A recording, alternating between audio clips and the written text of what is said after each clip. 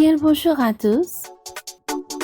À cœur joie d'être avec vous, les chouchous de la rubrique Bon à savoir.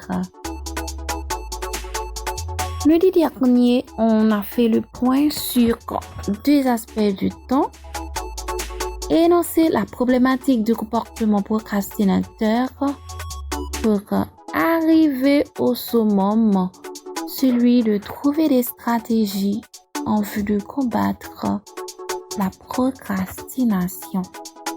À tout de suite. Le temps comme prédit est insaisissable.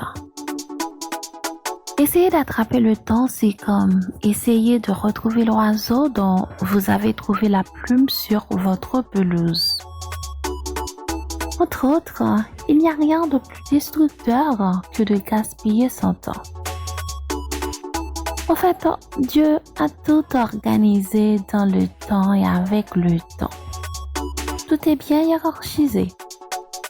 La nature a ses règles, ses principes soumis par le temps et dans le temps. Aussi, la gestion a-t-elle ses principes résumés en 4 lettres. O, C, D, P. O pour organiser, C pour contrôler, D diriger et P planifier. Donc, toutes les activités de la gestion ne passent outre du grand facteur T afin d'atteindre des objectifs bien définis au travers du temps. Quel est le secret de réussite des multimilliardaires?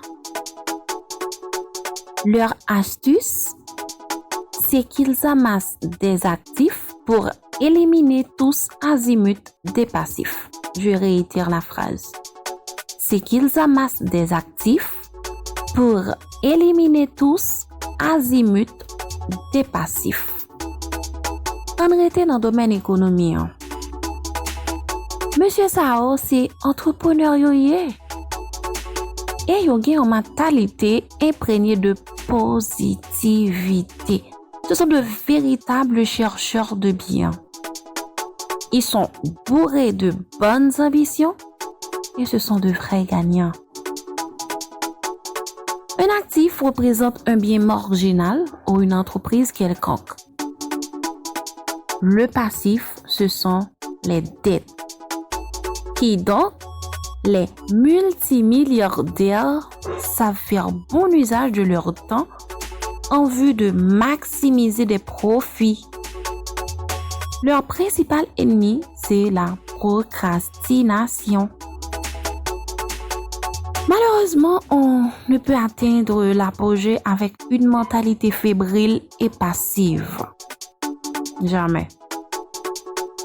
Tout cela, c'est pour dire que si, de manière sporadique, on gaspille notre temps, on ne sera jamais mis au rang des multimilliardaires. Après, selon étalage, on peut déduire qu'il est navrant d'adopter le comportement procrastinateur. En définitive, il n'est pas bénéfique de procrastiner. Présentement, on va épingler la problématique et savoir comment la contrer pour une bonne gestion du temps. Premier problème prélevé, c'est l'Internet et les distractions. Il est donc utopique de croire que nous n'en sommes pas tous victimes si nous n'utilisons pas de manière ingénieuse une stratégie guerrière face à celle-là. Certains l'utilisent en mauvais escient. Ils sont là à longueur de journée à regarder des vidéos, des films, chatter via WhatsApp, écouter de la musique sans pour autant tirer de profit. Tout cela génère l'effritement ou le déclin des valeurs, la chute scolaire et la stagnation au niveau de l'économie. A contrario, ces derniers ou bien jeunes Sao c'est qu'à former tête yo via Internet là. Prendre des formations en ligne, entamer une activité économique rentable et puis créer.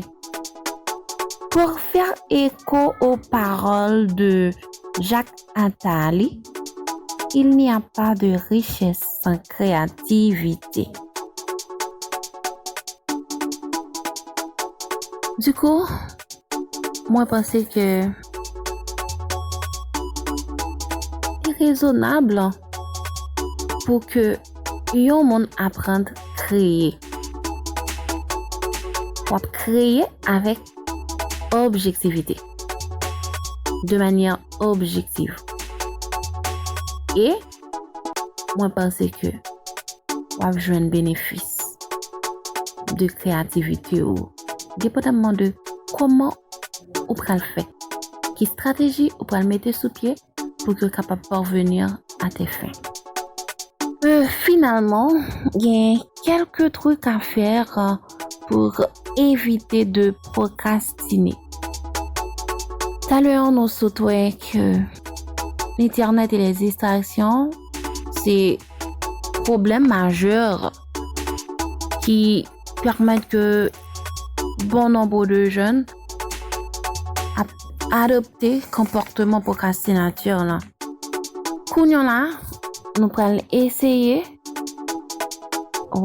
ensemble quelques idées essentielles qui sont capables d'aider à éviter les activités chronophages. Premièrement, c'est un planning. Planifier journée ou lister tout ce qu'on doit faire, tout ce qu'on prévoir faire un par un, suivant un emploi du temps bien défini. Écris les projets et les objectifs mensuels, annuels, hebdomadaires, tout organisé. Et puis, créer de petites routines et les respecter. Faire des pauses. Faut qu'on apprenne à faire petites pauses là. Bailler tout un petit loisir, mais pas en pile temps. Tout ça, il y a rentrer en dans emploi temps ou au final, débarrasser de choses inutiles. Moins bien dit, tout ça rentrer dans un plan d'action.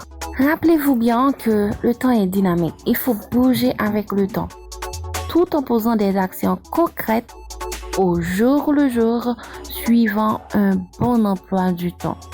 En organisant votre vie, submergez de petites routines, contrôler, c'est-à-dire examiner à fond ce qu'on va faire, se diriger vers les plus importantes tâches et enfin planifier afin d'atteindre l'objectif visé, le progrès pour éviter de crouler sous le chronophage. OCDP, c'est la meilleure méthode pour combattre la procrastination. C'était Stiadassa dans votre dernier numéro pour cette semaine. Tirez le bénéfice de ce qui vient d'être dit. Je vous fais un petit coucou. À la prochaine.